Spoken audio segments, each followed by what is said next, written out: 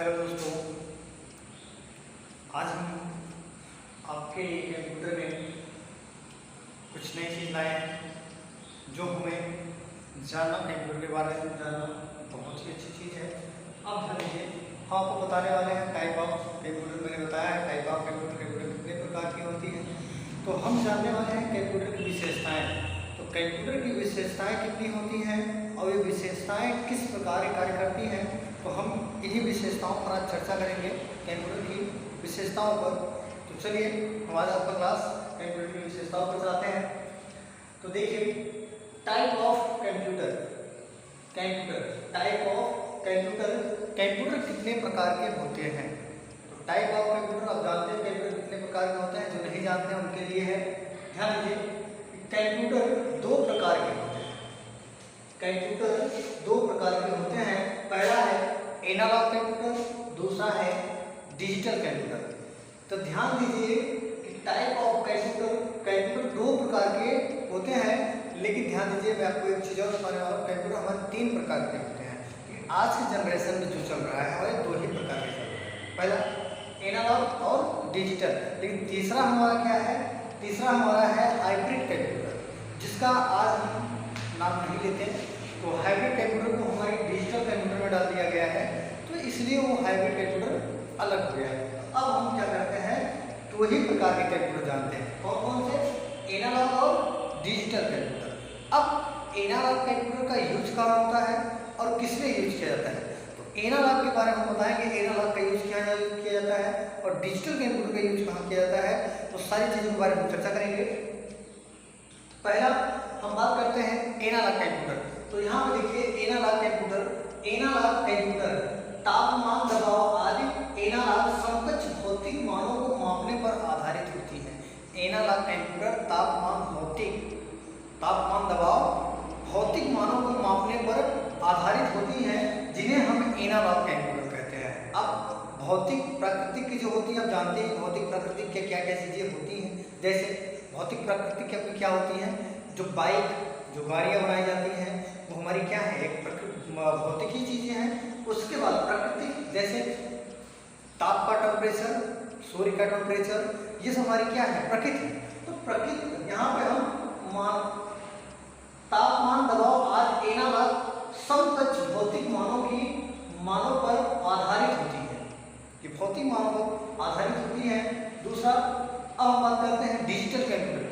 तो digital computer हमारा क्या होता है, डिजिटल कंप्यूटर जो बाइनरी या टू स्टेट फॉर्म में होती है। मैंने बाइनरी के बारे में बताया था, बाइनरी हमारी क्या होती है, जो बाइनरी या टू स्टेट फॉर्म में होती हैं, उन्हें हम डिजिटल कंप्यूटर कहते हैं। जैसे देखिए, डिजिटल कंप्यूटर जो बाइनरी या टू स्टेट फॉर्म में होते हैं, जैसे 0 और 1 हमारे कंप्यूटर में बाइनरी संख्या कहलाती है, और डिजिटल कंप्यूटर हमारी बाइनरी संख्याओं का यूज होती है, जिनको हम डिजिटल कंप्यूटर कहते हैं। तो यहाँ पे 0 और 1 ये हमारी क्या है, बाइनरी। अर्थात आगे ध्यान दीजिए, digital computers, microcomputers, minicomputers. अर्थात digital computers, microcomputer, minicomputer mainframe and supercomputer अंतर्गत आते हैं। मेन फ्रेम है सुपर कंप्यूटर के अंतर्गत आते हैं। कौन से, डिजिटल कंप्यूटर। तो डिजिटल कंप्यूटर हमारे किसके अंतर्गत आते हैं, सुपर कंप्यूटर के अंतर्गत आते हैं। अब हम आगे बात करते हैं कंप्यूटर की विशेषताएं। कंप्यूटर की विशेषताएं, अब हमारे डिजिटल कंप्यूटर की विशेषताएं क्या होती हैं, इनकी विशेषताएं क्या होती हैं। जैसे एक मनुष्य के अंदर कुछ विशेषताएं होती हैं, सूचनाओं को ग्रहण करना, सूचनाओं को अच्छे से देना। और मनुष्य तो गलतियां करता है, लेकिन हमारे कंप्यूटर्स गलतियां करने में चूक जाते हैं। इनमें त्रुटि रहित कार्य बहुत कम पाए जाते हैं। अर्थात जब वायरस के कारण इनसे त्रुटि रहित होती है, बाकी अगर वायरस नहीं है कंप्यूटर में तो ये त्रुटि रहित कार्य नहीं करते। देखिए विशेषताएं, कंप्यूटर की विशेषताएं हेडिंग है। तो कंप्यूटर की उनके प्रकार एवं उपयोग के आधार पर विशेषताएं होती हैं। ध्यान दीजिएगा, कंप्यूटर की उनके प्रकार एवं उपयोग के आधार पर उनकी विशेषताएं निम्न होती हैं। तो जैसा जिस प्रकार की वो होंगी उसी प्रकार की विशेषताएं होंगी। जैसे एक मनुष्य के अंदर ज़्यादा एजुकेशन ग्रहण करने की क्षमता होती है, किसी मनुष्य के अंदर कम होती है, तो उनकी विशेषताओं पर डिपेंड करता है। तो उसी प्रकार से तो मैंने आपको बताया यहाँ पहला। अब पहली विशेषता इसकी जानिए क्या होती है। पहली विशेषता है सूचना को स्टोर करना एवं गणना करने की तीव्र गति होती है। एक डिजिटल कंप्यूटर में आपको बता दें तो सूचना को ग्रहण करना और उनकी गणना करने में उनकी क्या होती है, तीव्र गति होती है। वो बहुत तेजी के साथ अपनी सूचनाओं को क्या करते हैं, ग्रहण करते हैं और गणना करते हैं, पहला। दूसरा, सूचना को स्टोर करके रखने की क्षमता होती है। ध्यान दीजिए, दूसरा विशेषता क्या है, सूचना को ग्रहण करके भविष्य के लिए उपयोग में रखने की क्षमता होती है। किसमें, डिजिटल में। अब तीसरा, एजुकेशन के विभिन्न निर्देशों को ग्रहण करने की क्षमता होती है। जैसे हम अपनी कोई पढ़ाई कर रहे हैं तो अपनी पढ़ाई से रिलेटेड हम कंप्यूटर पे अपनी सारी बातें रख सकते हैं, एजुकेशन से बातें रख सकते हैं, एजुकेशन ले सकते हैं, तो ये भी क्षमता इनके पास होती है। चौथा, एक सेकंड में लाखों गणनाएं कर सकती है।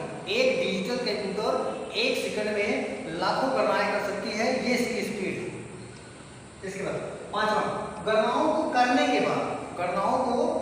के बाद उनका तीव्रता एवं सही तरीके से विश्लेषण करना। विश्लेषण माने आउटपुट देना, मतलब सही से दर्शाना, तो जहां विश्लेषण करना।